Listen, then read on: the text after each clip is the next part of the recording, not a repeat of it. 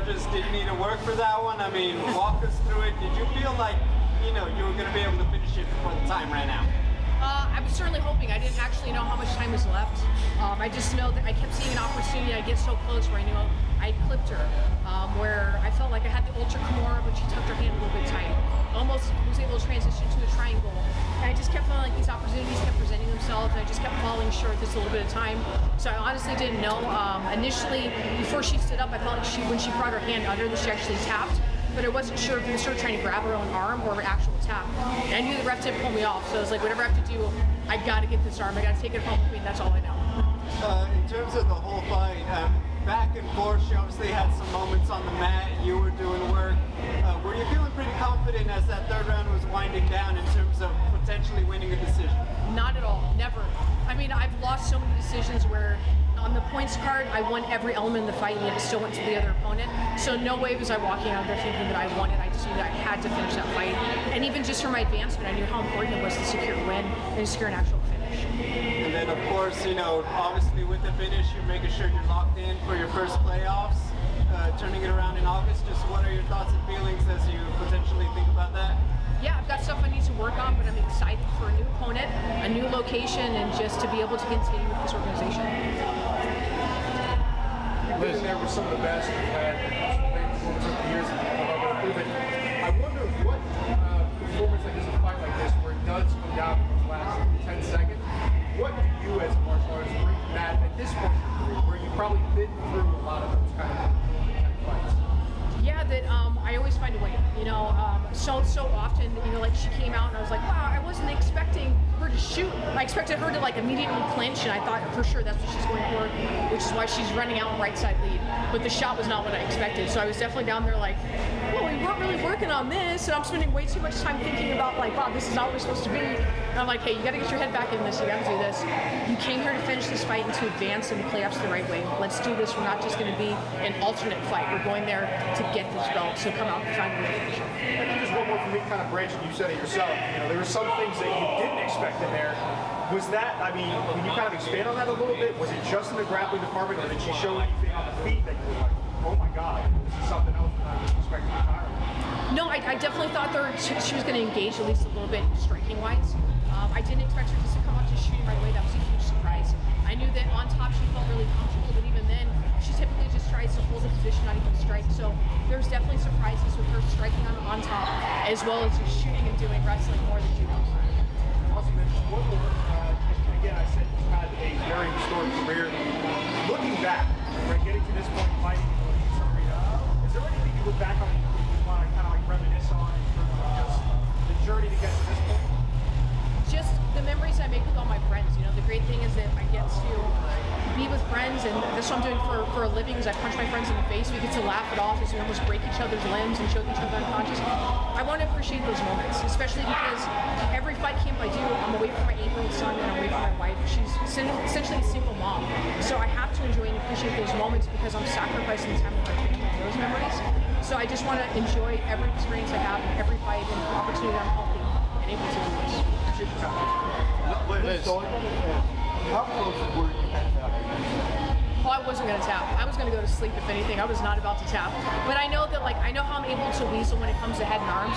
So I felt confident, but she definitely felt really strong in my ability to defend it. I was like, oh, my usual techniques aren't working. So that was certainly a surprise, but I knew that, like, I can sit in this thing for a minute, and I know I have less than a minute left. So if I go to sleep, she got me, but I'm not tapping to her. It's not going to happen. And one last one for me. At this point, giving up the Bellator belt something that's on your mind? That's a discussion I have to have with Bellator. Right now, my focus is just the PFL belt, getting to the final season, and getting that $1 million check. Liz, so it has been since confirmed that you were down 2-0 on all 3 scorecards going into that third round. I'm not surprised. How does it feel to know that now that you got that third round submission with just seconds left? I would have been a lot happier if been the first or the second, you know, like getting the most points you possibly can. I'm glad that I was able to stick to my wits and do everything possible to at least get that win. But I knew that, like, when it comes to decisions, never leave it to the judges.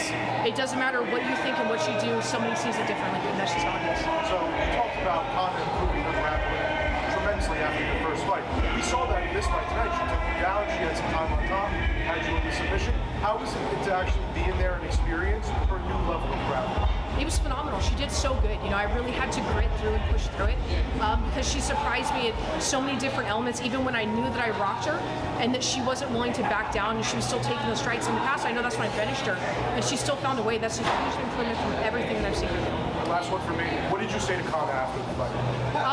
I said a few different things. I thanked her so much. I said how difficult and how strong of an opponent she was and how well she's done, and then I just told her to keep her head up, that she's a phenomenal opponent, and I'm so grateful to share the experience with her. Thank you. Congrats. Liz, congratulations on another victory.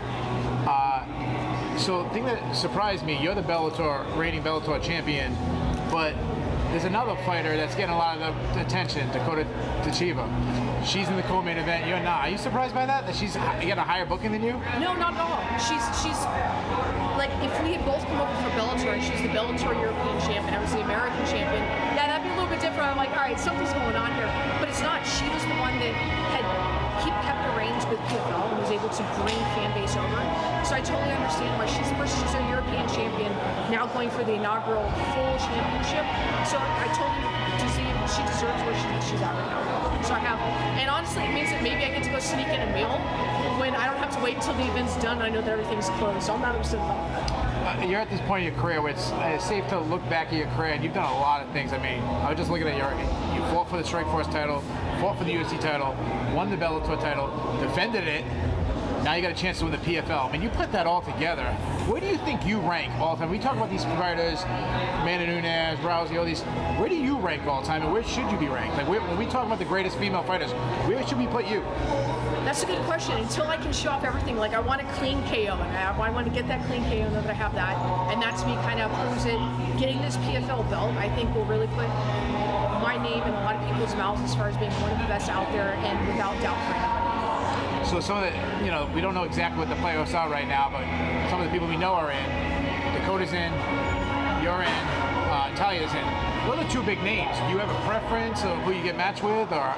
Not at all. I just want to go for the belt. I don't care who it is at this point. I just want to know that I'm the one that's in the playoffs. I'm the one that has my arm up at the end with that belt. Congratulations. Liz, I have to expect that even though you're not number one in the standings going into the playoffs, because of the name and because of the history of your resume, you have to be one of the favorites, if not the favorite.